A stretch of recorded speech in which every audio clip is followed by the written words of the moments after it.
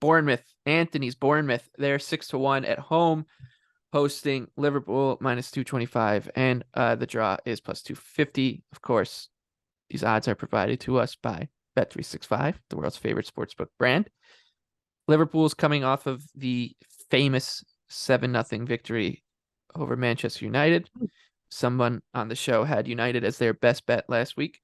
We won't point fingers. And they have Real Madrid on deck. How much they're gonna care about that match on Wednesday? They're down 5-2 on aggregate. I mean, they've done it before. Who knows? But either way, this looks like a smash spot for Anthony's new favorite bet, or at least some kind of variation of it, which is the cherries to get on the board. Oh yeah, we talked about this on the Sunday show.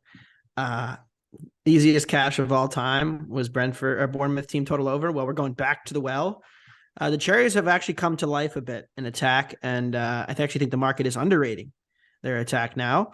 After we talked about pretty much all of December and most of the pre-World Cup period saying, this team is going to regress. And they had a very long stretch where they were either, pretty much like 0-0-0-1, 0-0 goals scored.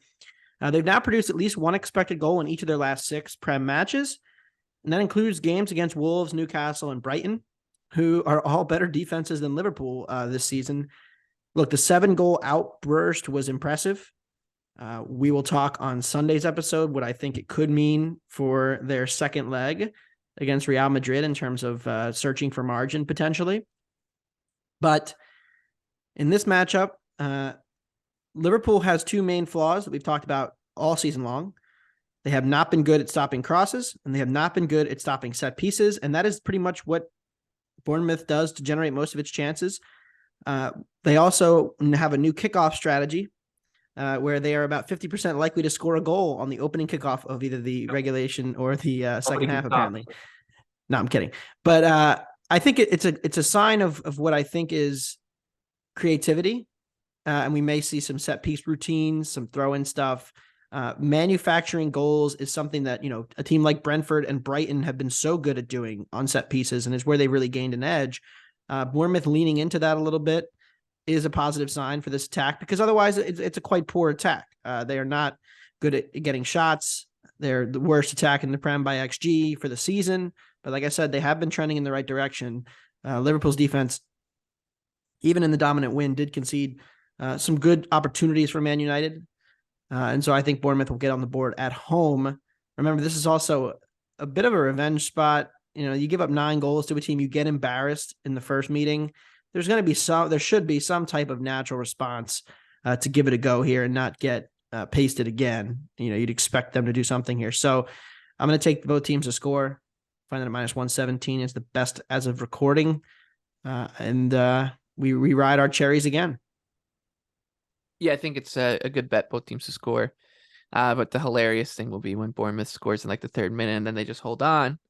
And you should have just went with the Bournemouth team total over. BJ, what are you thinking here? I'm right there with Anthony. I love both teams to score. I actually have projected at -190.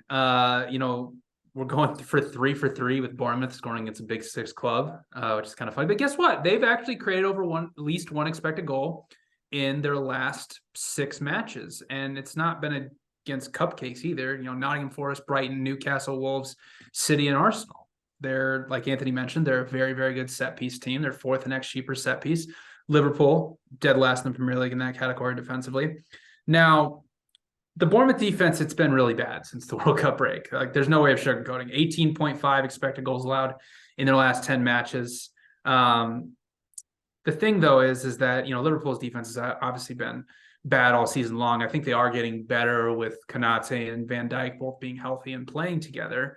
But, the Bournemouth attack does have more talented players like Otara. And obviously, through that stretch when they were not scoring, some guys were injured. So they just didn't really have anybody to go forward and attack. So I think this is a pretty low both teams to score here. And the thing about Bournemouth as well is, and this is something we'll talk about as we get further into the season, but like they're at the bottom of the table. They can't just sit back in a low block and just say, hey, Liverpool have the ball. We're going to try to play this out for a 0-0 draw. No, they need to be aggressive. They need to come out. And yeah, I would guess Liverpool takes this match more seriously than the one against Real Madrid. But again, they've looked very, very vulnerable in transition. So I agree with Anthony. Both teams to score at -117, I think is a fantastic price.